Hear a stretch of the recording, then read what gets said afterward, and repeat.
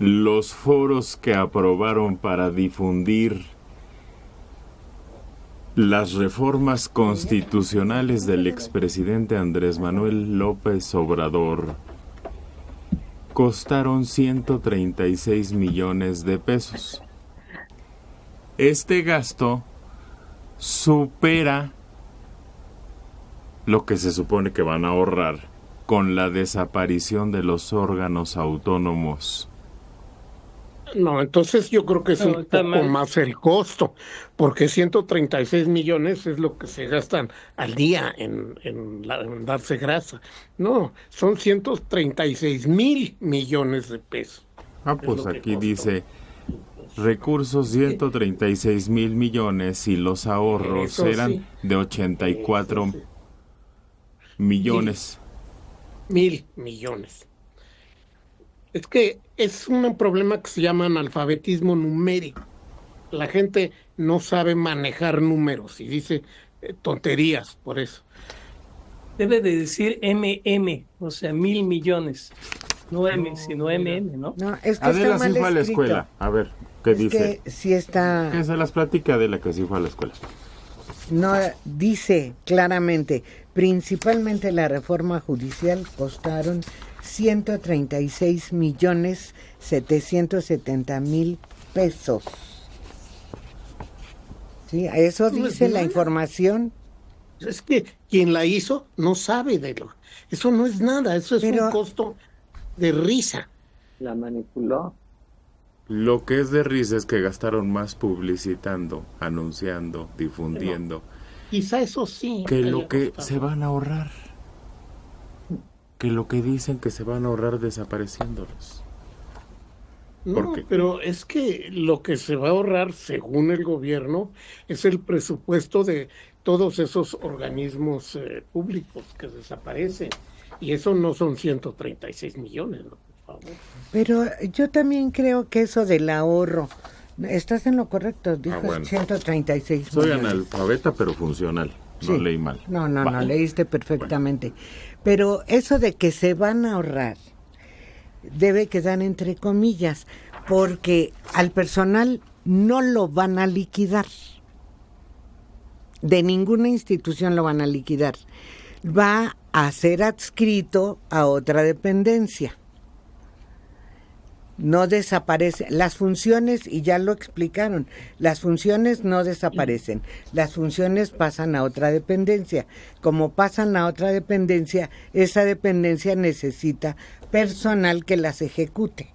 Entonces, nos están dando a tole con el dedo, porque el presupuesto no lo pueden, eso de que van a ahorrar, lo van a pasar a otra dependencia. Eso es lo que van a hacer. Aquí está desglosado. Los ahorros rondan 84 millones anuales, divididos de la siguiente forma. En el IFT, 20 millones por 6 plazas de comisionados. En el INAI, 11 millones por 6 plazas de comisionados. En la Comisión Reguladora, 15 millones, 6 plazas. CNDH, 15 millones. COFESE, 20 millones. Que en total suman 84 millones. Y eso permitió que desapareciera un servicio indispensable que necesita el Estado. Ahora va a depender del gobierno, de una dependencia previa, existe, que incorporará a las infanterías, ¿no? Pero ¿quién va a garantizar que eso se haga? Ya no va a haber a quién exigirle que se haga esa tarea tan específicas que tenían esos organismos. Pero claro, estorbaba. Ese es el problema. Exacto. Hacen ruido. Estos datos, muchos de estos datos que les estoy compartiendo, vienen de esos organismos. Sí. Que son los que analizan gastos, eficiencia del gobierno, de la educación, del sistema de salud. ¿Les sigo amargando el día? Es muy temprano, espérate. Pues es que están saliendo estos datos. El gobierno de Andrés Manuel, que la austeridad republicana y que ya no va a haber. tuvo 140,000 burócratas más que en el gobierno del guapo Peña Nieto. El guapo. Bueno, así le dicen. Pues guapo, pues anda en España No, pues, disfrutando. ¿de qué? Nadie lo molestó, salvo que lo dejó esta ingrata, pérfida mujer solo allá, tristeando. Pero pues nadie lo molestó nunca. 144,000 fue el número de trabajadores de la Administración Federal Pública, burócratas, que se reportaron más que en el sexenio de Peña Nieto. Creció el número de burócratas en lugar de contraerse porque decían que venía una austeridad y que pues había gente que estaba ahí sin hacer nada y que iban a hacer un análisis y que no sé qué. Bueno, pues hubo más burócratas. Austeridades que ganaban todos los que sí hacen. Van a ganar menos los que sí hacen. Esa es la austeridad. Entonces, más burócratas dejó ese gobierno, César. Bueno, pero ha de haber programas donde fueron incorporados, que fue aprobado en un Plan Nacional de Desarrollo, ¿no? Supongo. Ja. Oh. Así te contesto. El presidente Andrés Manuel había presentado como su plan de austeridad algún punto en el que planteó la reducción del personal de confianza. Ja. Repito, César. ¿Y eso es bueno o malo? ¿Por qué? Porque el país tuvo grandes periodos de gran crecimiento económico cuando tenía más burocracia. Entonces, ¿qué quiere decir eso? ¿Que es bueno o malo? Porque finalmente son fuentes de trabajo. El trabajar en la burocracia es un trabajo honesto, es un trabajo digno, y qué bueno que haya más personas que tengan trabajo, porque en este país hay muchas personas que no lo tienen. Entonces, qué bueno que haya trabajo en el gobierno. Una potencia extranjera económica que ya sabemos cuál es, que la mayor potencia del mundo, toda su población productiva es burócrata, o la gran mayoría es burócrata.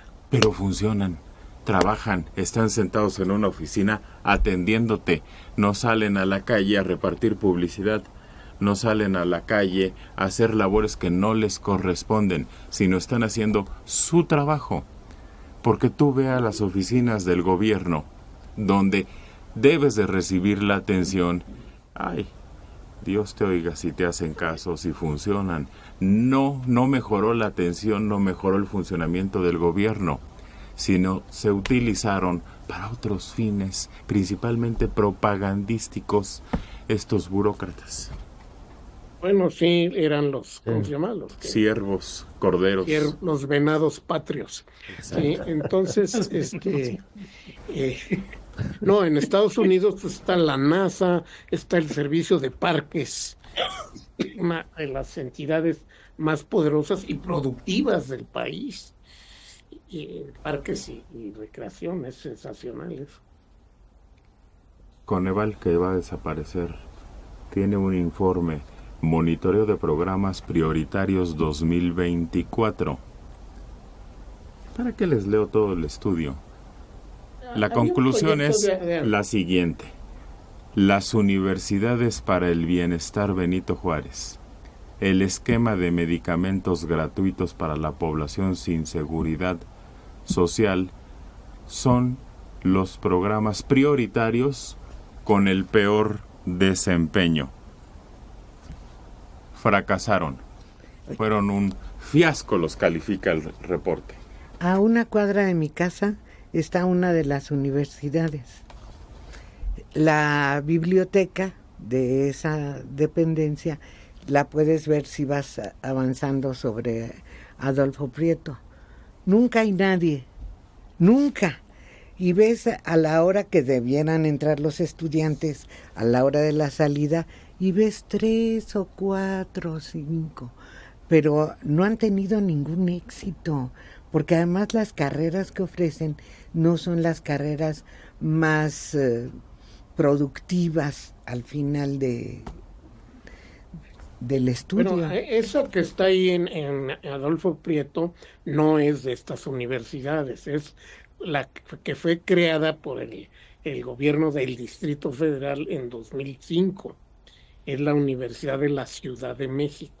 Ahí es una preparatoria de esa universidad, cuya sede está allá por Iztapalapa. Y es la Rosario tiene Castellanos. un desempeño y es una posibilidad de educarse muy positiva. Son las mini universidades que se hicieron en garages en esta administración, las que muy probablemente no sirvan para nada. Perdieron de vista, dicen, su público objetivo, que era gente marginada o lugares con alta criminalidad. 1,000 millones de pesos. El gobierno federal se planteó la meta sexenal de incorporar a 300,000 alumnos en 200 sedes. Para 2024, en el sexto informe de gobierno, se informó que solo había 85,000 alumnos, de los cuales solo 3,300 lograron graduarse en solo 90 sedes que están completas de las 200 que habían prometido. César. Bien, si estas universidades fueran privadas, su primer finalidad sería el lucro. La primera, cualquier empresa privada, su primera finalidad es el lucro. Si además educaran, bendito sea Dios, pero no es así. Ahora, qué bueno que haya el incentivo a las universidades del Estado. Nuestra más grande universidad, y con mucho, con mucho, es la Universidad Nacional Autónoma, es una universidad del Estado. Cuando se abrió, dijeron, están locos, nunca se va a llenar, esto es una inmensidad. Bueno, pues es la única universidad que pinta, está en el lugar 74 del mundo y pinta entre las 500 primeras. Ninguna universidad privada pinta entre las 500 privadas, entre las 500 mejores del mundo. Qué bueno. Porque es enemiga del actual gobierno. Pues sí. ¿Quién? ¿Por qué la considera enemiga el anterior gobierno? Era su enemiga. ¿De quién no le De entendí? López Obrador. Acuérdate cómo se expresaba. Ese es otro punto. Yo estoy refiriéndome a la intención gubernamental de hacer universidades que debe de fomentarse y debe de preservarse, porque ha dado la mejor universidad que tenemos, la 74 del mundo, y ninguna universidad privada tiene siquiera la posibilidad de figurar entre las 500 mejores. Entonces, qué bueno que sea. Si fracasó, bueno, fracasó, pero que lo siga intentando hasta que le salga una buena, no importa.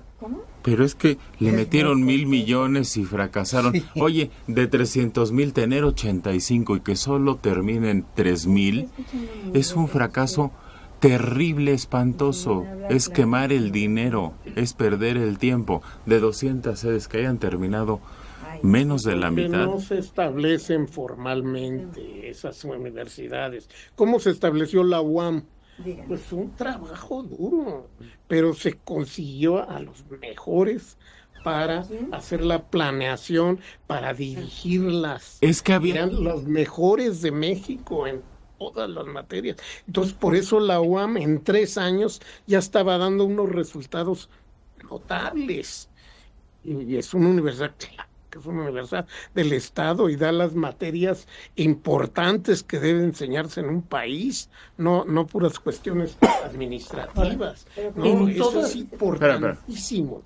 Pero el problema es que en esta ocasión no se hizo para eso. Esas universidades son vistas, las que ya existían, no son vistas con buen ojo por la 4T, porque establecen pensamiento crítico y no le gusta a la 4T el pensamiento crítico. Espérame, Jaime, porque yo también quiero hablar. Rápidamente, sí, nadie puede estar en contra de la educación pública. Yo soy producto de la educación pública. Ese es un afán, un programa, un proyecto de enorme trascendencia. Lo que sí podemos señalar es que para crear universidades públicas como la Universidad Metropolitana que señalaba Mario, se necesita un proyecto educativo. Ujú. Proyecto educativo que te diga, por ejemplo, cosas muy sencillas. ¿Cuál es el perfil de egreso de tus alumnos? ¿Cuál es el perfil de ingreso de tus alumnos? ¿Y cuál es la eficiencia terminal? ¿Cuántos de esos alumnos que ingresan para hacer qué, para estudiar qué, van a terminar? Si estás con un perfil de egreso alto, quiere decir que tu proyecto educativo está funcionando. Si no, no. Es un fracaso. La Universidad Metropolitana tuvo originalmente 3 planteles y estuvieron en su proyecto inicial, en su creación, profesionales intachables. Acá no. Siete Acá no.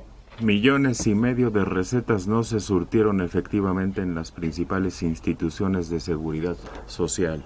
Y aunque eso ha ido mejorando, todavía es un número muy alto de recetas, de medicamentos, de gente que no puede acceder a lo que le corresponde. Miguel Jiménez Castro, 79 años, en la alcaldía Miguel Hidalgo. César Garizurieta dice puras tonterías. Todo lo que comentas son eso, tonterías. Ojalá lo quiten, porque con él todos los días es lo mismo. Y la doctora Dora se le une a hablar de tonterías. Que la canción.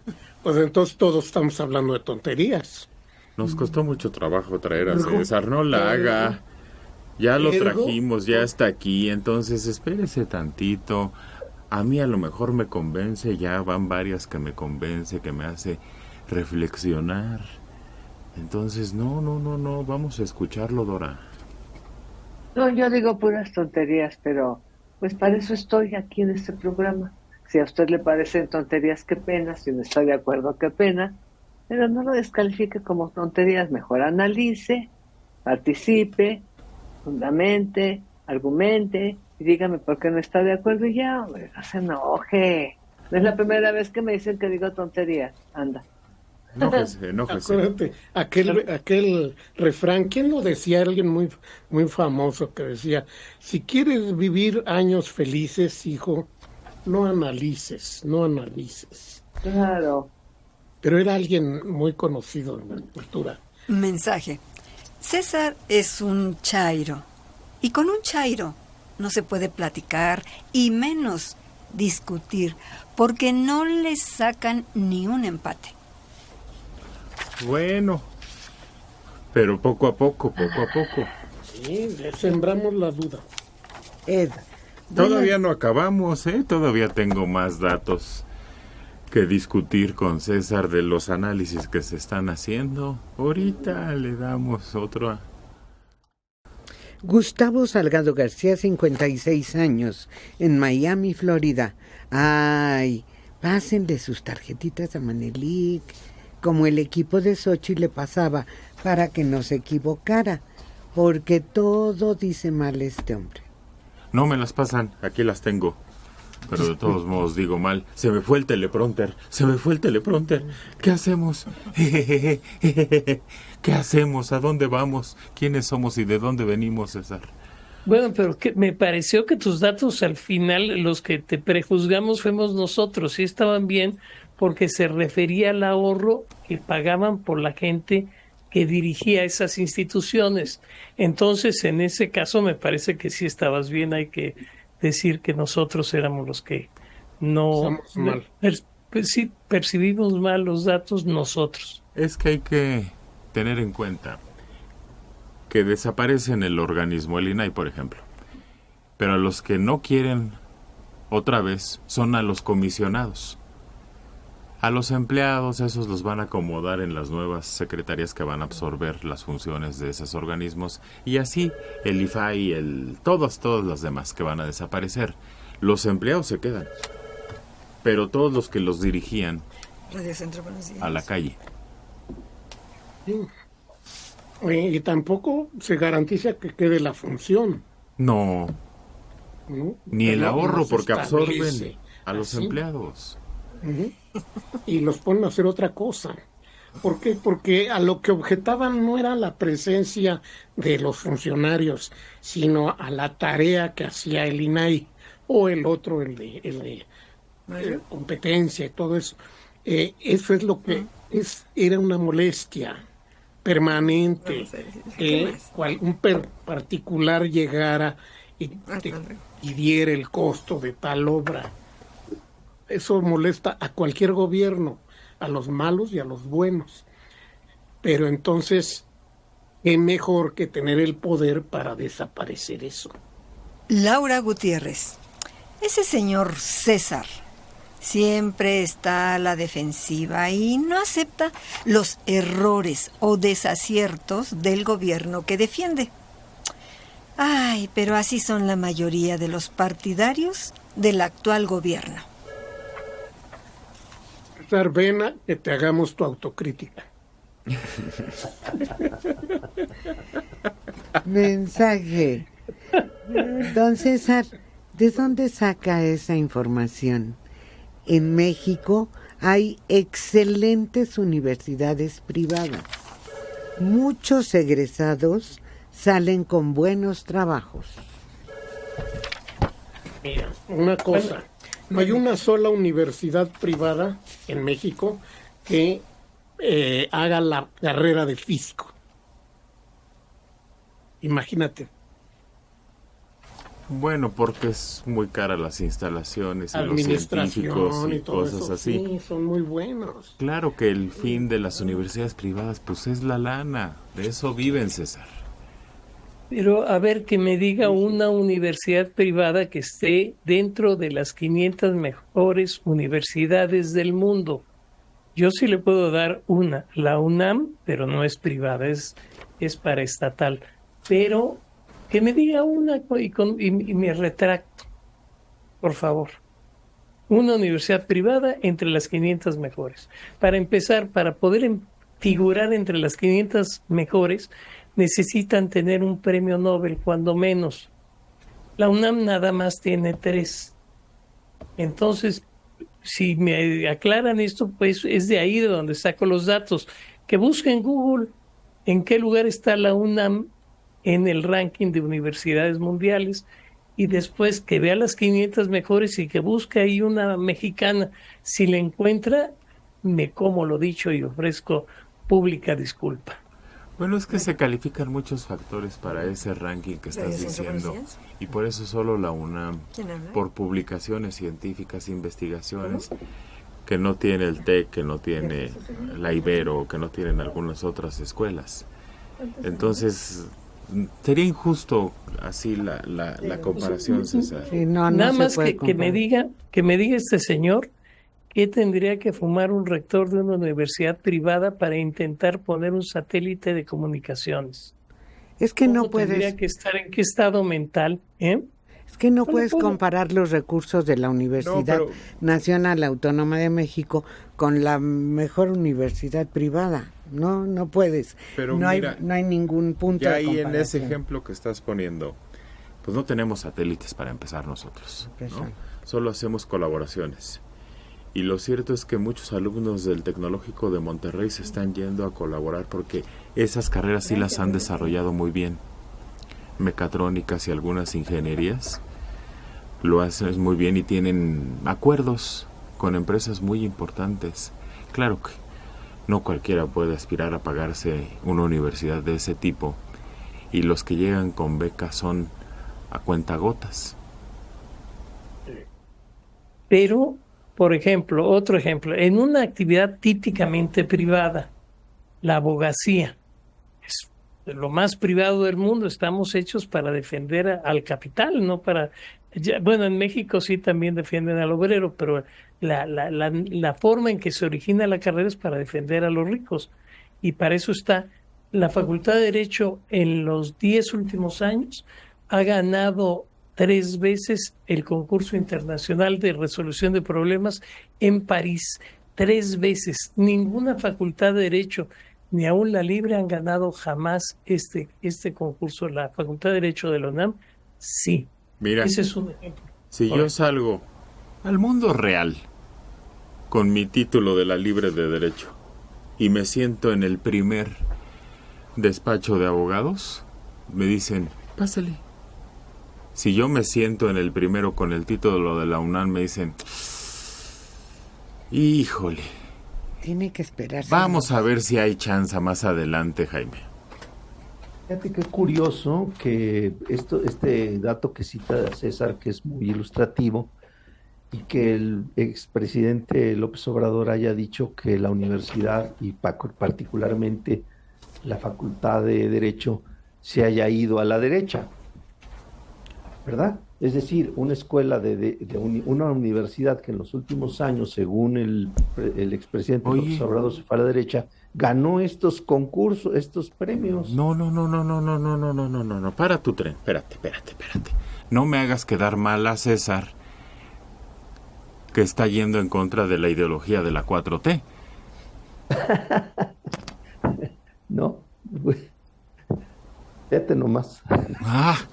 Pero sí va por ahí, ¿va?